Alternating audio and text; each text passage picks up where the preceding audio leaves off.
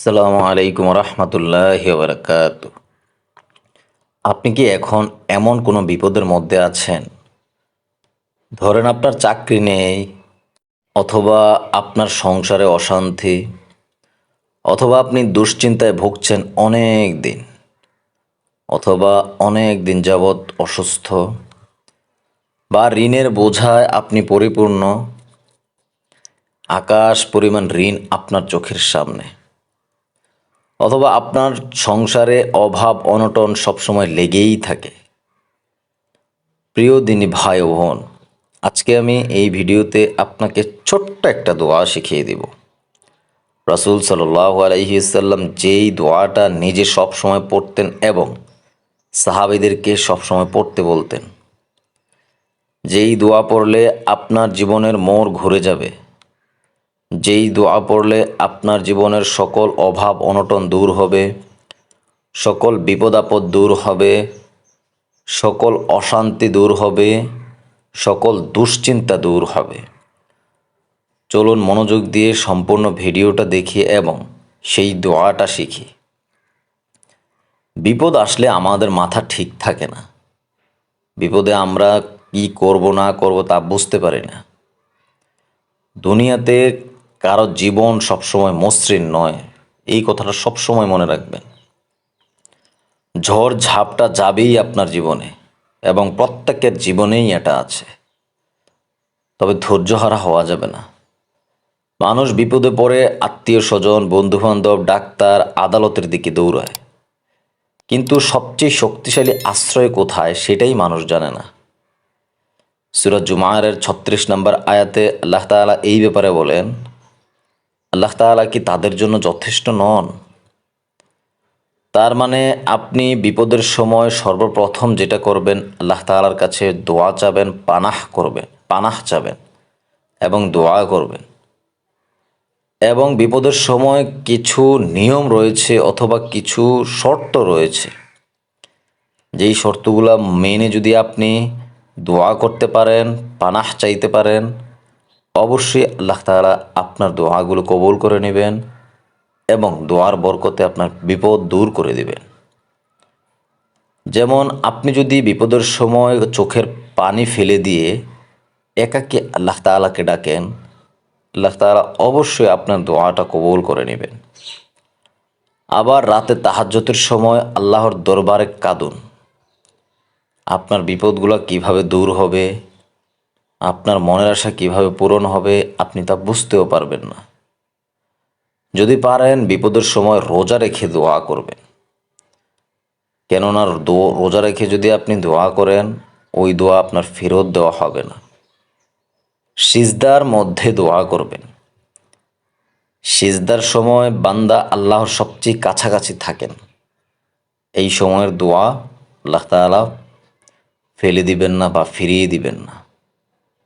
তো রাসূল সাল্লাল্লাহু আলাইহি ওয়াসাল্লাম যখন বিপদে পড়তেন, তিনি এই ছোট্ট দোয়াটা বেশি বেশি করতেন। সেই দোয়াটা কি? হাসবুনাল্লাহু ওয়া নি'মাল ওয়াকিল।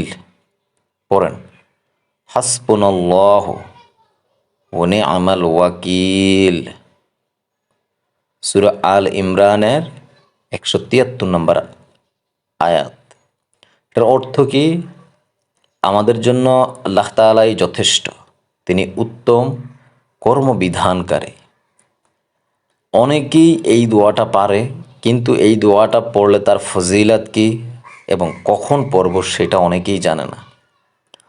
আমাদের প্রত্যেকের জীবনেই বিপদ আপদ লেগেই থাকে, তাই আপনাকে আমি বিশেষভাবে অনুরোধ করব, ভিডিওটা শেয়ার করে দিয়ে প্রত্যেককে জানিয়ে দিন, প্রত্যেককে শিখার সুযোগ করে দিন। হতে পারে আপনার একটা শেয়ারের কারণে এই দোয়ার ফজিলতে আল্লাহ তাআলা তার জীবনের সকল বিপদ আপদ থেকে তাকে রক্ষা করবেন এবং সকল বালা মুসিবত থেকে তাকে হেফাজত করবেন। এই দোয়াটার পেছনের কিছু কাহিনী আমি আপনাকে বলি। সাহাবীরা যখন ভয়ানক যুদ্ধে যাওয়ার আগে ভয় পাচ্ছিলেন, শত্রু সংখ্যা বহুগুণ বেশি, এই কারণে তখন তারা এই দোয়া পড়েই শান্ত হতেন। আর আল্লাহ তাআলা বলেন, তারা বলল, আল্লাহ আমাদের জন্য যথেষ্ট, আর তিনিই উত্তম সহায়। এরপর আবার আল্লাহ তাআলা বলেন, তারা ফিরে এলো নিয়ামত ও রহমত সহ, কোনো অনিষ্ট তাদের স্পর্শ করেনি। সুবহানাল্লাহ। দেখেন তাহলে এই দোয়াটার ফজিলাত কতটুকু, কতটুকু গুরুত্বপূর্ণ এই দোয়া। প্রিয় বন্ধুরা, বিপদের সময় মানুষের পেছনে না দৌড়ে নামাজে পড়ে যান, সিজদায় পড়ে যান, তার কাছে চান যিনি আপনার মালিক, যিনি আমাদের মহাবিশ্বের মালিক। চলুন ছোট্ট একটা দোয়া করি। হে আল্লাহ, ইয়া রব্বুল আলামিন, আপনি তো রহিম আর রহমান, আপনি আমাদের মালিক, আপনি আমাদের পালনকর্তা, সৃষ্টিকর্তা, রিজিক দাতা। জগতের সকল প্রশংসা আপনার জন্য। ইয়া রব্বুল আলামিন, যারা বিপদে আছে তাদের সকলকে আপনি এই দোয়ার ওসিলায় বিপদ থেকে উদ্ধার করে দেন। রব্বুল আলামিন, আমি তো খুবই নগণ্য একজন মানুষ, আপনি যদি বিপদ আপদ দিয়ে আমাকে পরীক্ষা করতে চান, আমাদেরকে পরীক্ষা করতে চান, আমরা হেরে যাব আপনার কাছে। তাই আপনি আমাদের বিপদ আপদে সহায় হয়ে যান। রব্বুল আলামিন, প্রত্যেকের মনের আশাগুলি আপনি পূরণ করে দিয়েন। হে আল্লাহ, শয়তানের ওয়াসওয়াসায় পড়ে কত গুনাহ করি আমরা। আমাদের প্রত্যেকের জীবনের সমস্ত গুনাহগুলি মাফ করে দিয়ে তা নেকিতে পরিপূর্ণ করে দেন। রব্বুল আলামিন, আপনি যদি আমাদেরকে ক্ষমা করেন, আপনি কারো কাছে জবাব দিতে হবে না। হায় আল্লাহ, আপনি আমাদের সকল বালা মুসিবত বিপদ আপদ থেকে রক্ষা করেন। আমিন। দয়া করে অবশ্যই কমেন্ট বক্সে আমিন লিখে যাবেন, কেননা কার দোয়া কখন কবুল হয়ে যায় তা বলা যায় না। প্রিয় ভাই ও বোনেরা, আজ যদি আপনার চারদিক বন্ধ থাকে, রাস্তা অন্ধকার থাকে, কেউ পাশে না থাকে, তবুও একটা পথ কিন্তু খোলা আছে, সেটা হচ্ছে আল্লাহ তাআলার দরজা। সেই দরজায় দাঁড়িয়ে আপনি শুধু বলুন, হাসবুনাল্লাহু ওয়া নি'মাল ওয়াকিল, এবং বিশ্বাস রাখুন বিপদ আসবে, কিন্তু সেই বিপদের মধ্যেই আল্লাহ তাআলা বানিয়ে রেখেছেন আপনার মুক্তির রাস্তা। শুধু এই দোয়াটা চোখ বন্ধ করে চোখের পানি ফেলে দিয়ে অন্তঃস্থল থেকে তাকে বলুন। ইনশাআল্লাহ আপনি নিজের চোখেই দেখবেন পরিবর্তন কতটুকু। আল্লাহ তাআলা আপনাকে ইসলামের জন্য কবুল করে নিক। আমিন। আল্লাহ তাআলা আপনাকে সঠিক পথে আমল করার তৌফিক দান করুক। আমিন। ভালো থাকবেন।